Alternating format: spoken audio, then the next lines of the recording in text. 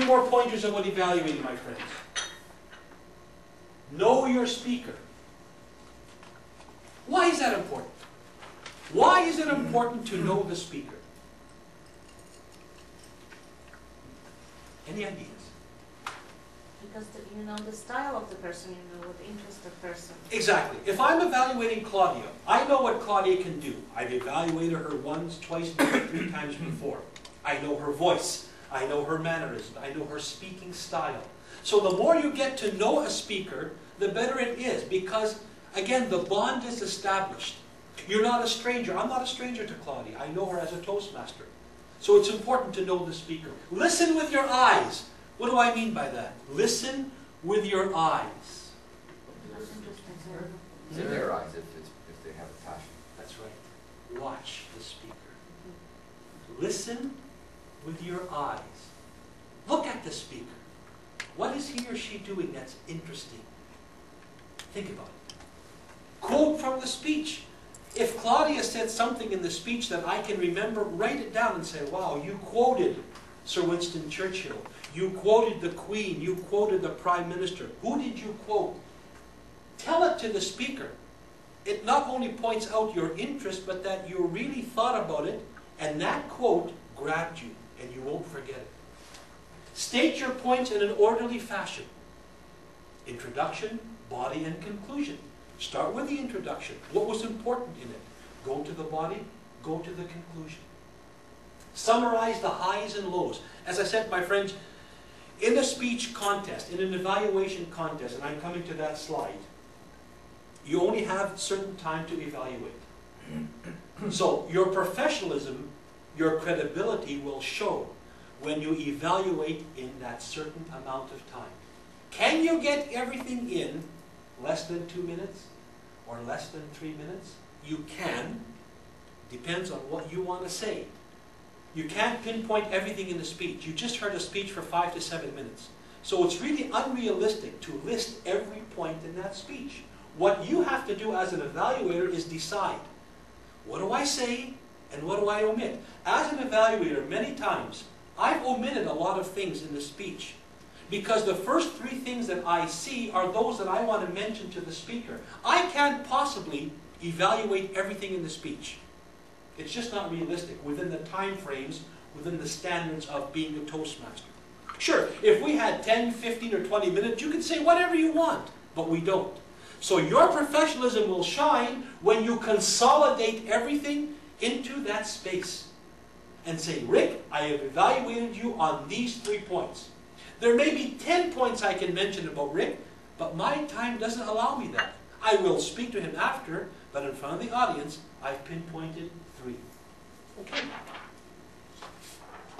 When you evaluate, as I saw you, your approach, your position, your personal appearance, your gestures. What did I see?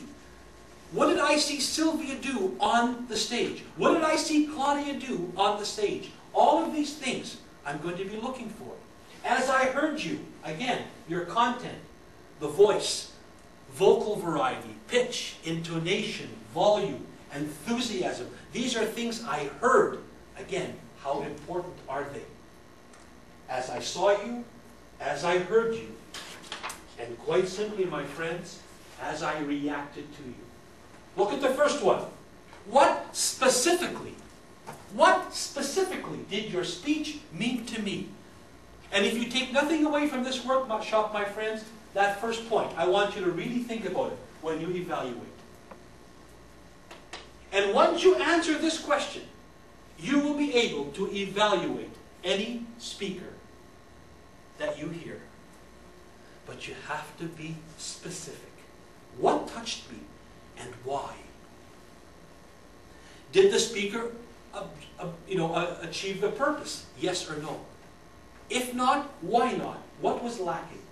What was missing? And again, suggestions for growth points. What can I do specifically to make my next speech a better one than the last one? That's key. As I saw you, as I heard you, as I reacted to you. And the reaction, my friends, is key. Don't ever forget it. Okay. What type of language should you use? Okay? Personal statements. I felt. My impression was, I believe. Again, you're personalizing it. It's a one-on-one situation with the speaker. The speaker likes that. So if I said, Claudia, well, you know, the world says, or they say, people say, one must. No. I'm going to look at Claudia and say, Claudia, your speech did this to me. I'm going to look you right in the eye. My impression is, I believe that. Now I've created that bond. That's what Claudia wants to hear. I've personalized it. She made an effect. She had an effect on me. And that's what I want to communicate to her as a speaker. So don't be afraid to use language like that. I feel that you're a good speaker because. In my opinion, you are effective because. That's key. And again, avoiding statements, one must. They're too impersonal. They don't say anything to the speaker.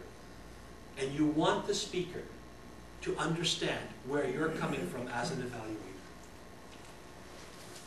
The 4 B's of speech evaluation, my friends.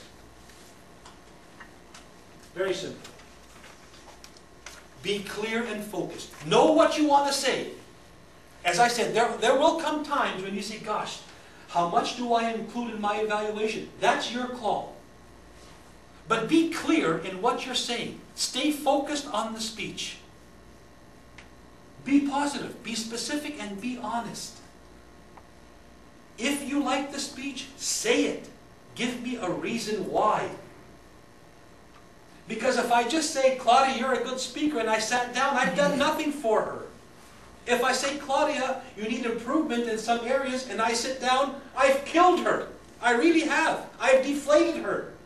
I have to be specific. What does she need to do in order for her next speech to be successful, based on your opinion? It's your opinion, my friends, and it counts for a lot. Be motivational, be sensitive. Give her the impetus to keep going. Say, you know something, Sylvie, you did a heck of a job. I want you to keep speaking. I look forward to your next speech. I look forward to listening to your next manual speech because you can do it. There are positive aspects in your speech. I felt it. I saw it. I heard it. I reacted to it. Keep going, Sylvie. That's the type of motivation we Toastmasters give each other. It's a necessity, my friends, and be motivational. Mean it when you say it.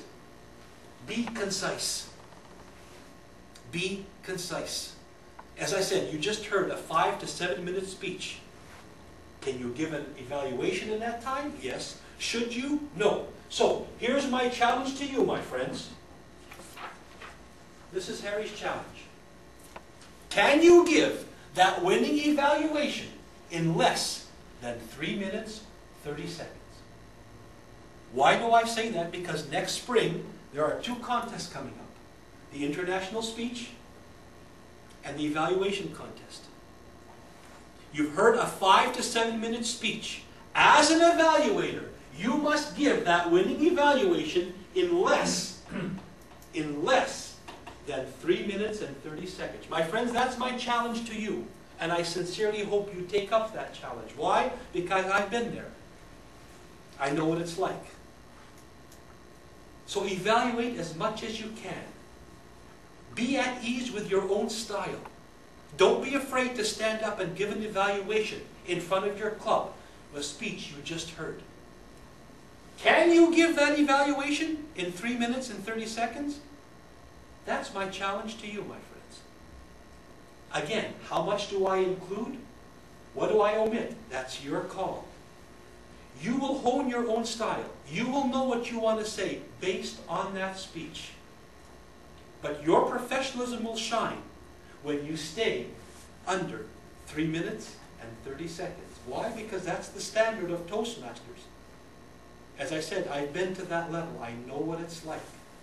It's a challenge. I want you to take up my challenge from now on until next spring, until next April, at the district conference, where you will hear 6 of the best evaluators in District 60. I hope one of you is in this room. You can do it. Don't tell me you can't, because I know you can.